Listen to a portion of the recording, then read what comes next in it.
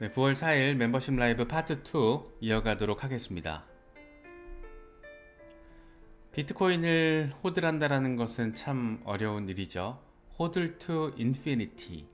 지금 앞에를 딱 보고 있으면 어려워요. 갈 길이 너무 많고 심란해 보이는데 사실 전체적으로 줌아웃해서 보면은 1달러에 있던 게 지금 여기까지 온 겁니다. 74,000달러 찍고 59,000달러까지 온 거예요. 인피니티. 영원을 향해서 나아가고 있는 호들러들의 집념, 뭐 이런 것들을 느끼게 만드는 그런 밈이 아닌가 생각돼서 가져와 봤습니다. 미국 대선 지형 이런 상황 자체가 상당히 흥미롭습니다. 일단 오늘 아침 폴리마켓 상황에서는 트럼프가 리드하고 있는 모습이 포착이 되고 있습니다.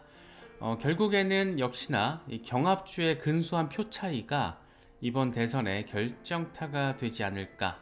2020년 같은 경우에도 이 경합주들의 4만 표, 요 정도가 결정적이었잖아요. 그래서 이번 대선도 박빙의 승부가 펼쳐질 것으로 보인다. 뭐 이렇게도 지금 정리할 수 있는 상황입니다. 해리스 캠프에서는 계속 열세를 강조하고 있죠. 그래서 지금 이게 대통령 후보가 바뀌면서 등장하고 있는 허니문 이펙트인지 좀 애매한 부분도 있고, 그래서 경합주에서의 상황이 상당히 예민하고 나름 또 지지자들을 결집시켜야 한다라는 그런 목표까지 달성하기 위해서인지 일부 여론조사 결과에서는 해리스가 오차 범위 내에서 리드하고 있는 것으로 나타나더라도 지금 해리스 캠프에서는 열세라는 표현을 상당히 자주 쓰고 있습니다. 그만큼 오차 범위 내에서 리드를 하고 있다라는 게 승리를 담보할 수 없다라는 거, 그런 점들을 갖게 만드는 부분이라는 거죠. 그래서 지금 미국 대선이 상당히 박빙으로 지금 펼쳐지고 있다. 역시나 경합주 몇 개 주에서 판가름이 나겠구나, 뭐 그런 생각이 좀 들기도 합니다. 어쨌든 대선 이슈는 항상 비트코인과 암호화폐 시장이 긍정적인 역할을 해왔기 때문에 누가 되든 시장이 이번에도 긍정적으로 반등의 모멘텀으로 작용해주지 않을까 생각이 되고, 다만 해리스 캠프에서 해리스 부통령이 직접 암호화폐에 대한 어떤 정책 스탠스를 선명하게 좀 밝혀주면 좋겠는데 아직 본인 입으로 말을 한 게 없죠. 그래서 그런 부분들은 조금 아쉽게 느껴지고, 그래서 트럼프가 당선되면은 조금 더 전폭적인 시장의 흐름이 나오게 되지 않을까, 뭐 그런 생각이 들기도 합니다. 코인텔레그래프는 아예 대놓고 기사를 썼습니다. 연말에 알트 시즌 가능성 높다라고 얘기를 하더라고요. 알트코인은 통상 계절적인 요인에 따라서 상승하거나 하락하는데, 예를 들어서 체인링크를 보면 BTC 마켓에서 보통 상반기에는 하락하고 하반기에는 상승하는 경향이 있다. 2022년과 2023년, 2024년 상반기의 체인링크는 60% 이상 하락하고 2022년과 2023년 하반기에는 120% 이상 급등했다. 우리 작년 하반기 체인링크가 얼마나 엄청난 퍼포먼스를 선보였는지 아마 기억하시는 분들 많이 계실 거예요. 그리고 또 한 가지가 이 중국 유동성 투입 시기와도 상관 관계가 있는데, 중국 유동성은 6개월 주기로 증감하는데 보통 연말에 늘어나는 경향이 있다. 가장 최근에는 2023년 9월에서 2024년 2월 유동성이 늘었고, 이때 알트코인들은 반등했다. 현재 중국은 양적 완화에 나서고 있고 미국 연준은 9월부터 금리 인하 시작을 할 것으로 보인다. 결국에는 유동성 이슈, 시장에 돈이 들어오기 때문에 위험자산 시장의 반등이 펼쳐질 수밖에 없다. 이 유동성이라는 키워드가 사실은 경기 침체 못지않게 이 시장에 대한 어떤 큰 영향력을 미치고 있다는 점을 새삼 느끼게 만드는 그런 내용이 아닌가 생각되기도 합니다. 라크 데이비스가 얘기하는 것도 사실 똑같은 얘기죠. 암호화폐 시장에 퍼펙트 스톰이 몰아치고 있다. 9월에 금리 인하 가능성 거의 100%, 미국 대선, FTX가 4분기에 160억 달러 현금 상환 예정, 금 가격 사상 최고치, 글로벌 M2 통화 공급 증가, 스테이블 코인 시총 사상 최고 기록. 이 전부 다 똑같이 하는 얘기가 지금 여기에도 맥락적으로 담긴 건 유동성 증가잖아요. FTX 160억 달러 현금 상환 이거 시장으로 투자 자금으로 들어올 수 있다라는 얘기하고 있는 거고, M2 통화 공급량 증가, 스테이블 코인 시총. 스테이블 코인은 보통 이제 대기 매수 수요로 해석이 되잖아요. 그래서 전반적으로 유동성에 대한 기대감이 굉장히 크다라는 거, 그런 부분들을 생각을 하면 9월 18일 이후 이 4분기 연말 이런 시기에 우리가 작년 연말에 경험했던 그런 상황을 다시 한번 만끽할 수 있지 않을까, 뭐 그런 기대감 갖게 되는 것은 꼭 기분 탓만은 아닌 것 같습니다.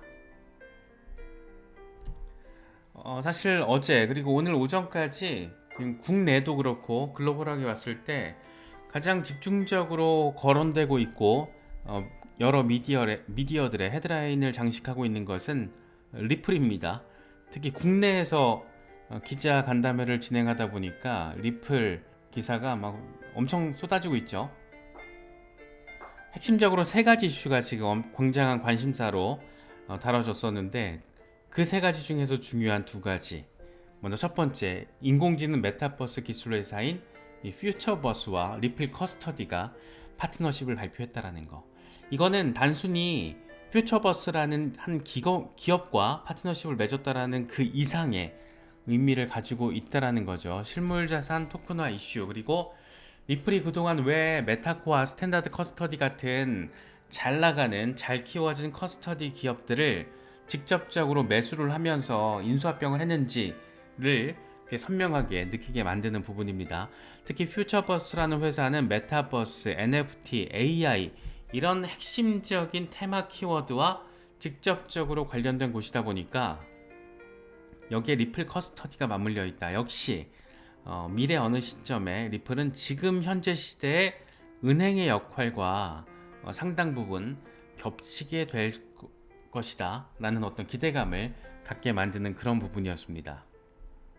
사실 이게 대박이었죠. XRP 레저 스마트 컨트랙트 도입 계획이 발표가 됐다라는 거. 2025년 XRP 레저 메인넷 기본 기능을 탐색하는 것뿐만 아니라 XRP 레저 이더리움 버추어 머신 사이드 체인을 통해서 스마트 계약 등 새로운 프로그래밍 기능을 XRP 레저 개발 생태계에 제공하기 위해서 최선을 다하고 있다. 한편에서는 RWA 시대를 엄청 빡세게 리드하고 있고, 다른 한편에서는 RWA가 본격화된다는 것은 기존의 전통 자산들이 NFT화 된다는 거잖아요. 그런데 그 NFT화된 토큰화된 자산들이 디파이 성격을 가지고 풍부하고 자유롭고 다양하게 빠르게 저렴하게 안정적으로 거래되고 보관될 수 있는 환경을 만들겠다. 지금 이더리움 모델을 따라가고 있다는 거 되게 섹시하게 느껴집니다. XRP가 리플의 시작은 국경 간 송금 결제 혁신이었잖아요. 이제 그거는 그냥 기본빵이 이슈가 돼버린 거고, 여기서 확장성을 가지면서 XRP 레저가 종합 블록체인 플랫폼으로 특히나 디파이와 RWA의 특성화된 그런 특징점을 가지고 확장하고 있다. 이런 점들이 개인적으로는 투자자 입장에서 상당히 반갑게 느껴지는 부분입니다. 그래서 이 두 가지 이슈는 RWA 커스터디 그리고 스마트 컨트랙트, 이거는 블록체인 시대에 엄청난 백본 기술력이 될 거예요. 그래서 여러 측면에서 리플에 대한 기대감이 상당히 더 커진 그런 이슈가 어제 하루 동안 펼쳐진 게 아닌가 싶기도 합니다. 사실 XRP 시세가 워낙 우리를 실망하게 만드는 수준이다 보니까 최소한 뭐 1달러 위에서만 놀아줘도 그렇게 실망감은 안 느낄 것 같은데, 1달러가 그렇게 어렵냐? 1300원 그게 그렇게 어렵냐? 이런 생각을 갖게 만드는 거잖아요. 그래서 뭐 리플 진짜 사기 아니야? 폰지 사기 아니야? 이 새끼들 뭐 이런 얘기 하시는 분들도 적지 않고, 근데 이런 것만 놓고 봐도 사기라고 하기에는 리플이 펼치고 있는 어떤 혁신과 그것들을 입증하는 것들이 워낙 많다라는 거죠. 더군다나 어제 이 세 번째 이슈는 연세대랑 파트너십을 맺은 거잖아요. 그래서 그게 만약에 리플랩스가 사기면은 전 세계 59개 대학이 리플랩스의 어떤 사기 행각이 놀아나고 있는 건데 그건 아니라는 거죠. 그래서 좀 실망스러운 어떤 감정을 사기 아니냐 이렇게 표현하신 경우도 있는데 뭐 그건 조금 톤다운 하셔도 되지 않을까 뭐 개인적으로 그렇게 생각을 하고 있고 RWA 그리고 커스터디 여기에 스마트 컨트랙트 내년과 내후년이 정말 재밌을 것 같다 이런 생각도 참 많이 듭니다. 특히 대선 결과에 따라서 새로운 행정부가 뭐 트럼프 행정부가 될지 해리스 행정부가 될지는 아직 예단할 수 없는 상황이지만 누가 됐든 혁신 산업을 잘 끌어준다라면 거기에 굉장히 의미 있는 주인공으로서 플레이를 할 그 선수들 가운데 리플은 하나로 언급이 될 수밖에 없을 것이다. 뭐 그렇게도 개인적으로 표현하고 싶습니다. 약간 기대감을 깔아서. 역시 중요한 건 소송 리스크죠. 그런데 소송 벌금 합의 이슈가 되게 지금 거의 이제 마지막 단계로 와 있는 상황에서 이렇게 엄청난 이야기들 선물 보따리를 쏟아낸 걸로 보면 뭔가 긍정적으로 마무리가 되려고 그러나? 네, 그런 생각도 개인적으로 좀 들더라고요. 약간 희망회로가 좀 가동된 측면도 있는데 어쨌든 지금 최대 변수는 이번 주 9월 6일 현지 시간으로 벌금 합의가 안정적으로 종료가 될 수 있을 것인가 하는 게 최대 관점 포인트입니다. 일각에서는 리플이 벌금 내면 다 끝나는 거다 뭐 이렇게 생각하시는 경우도 있는데 당연히 그거 아니죠. 소송은 쌍방 양 당사자가 있는데 한쪽이 벌금 낸다고 끝나는 거면 항소와 상고 절차는 왜 있겠어요.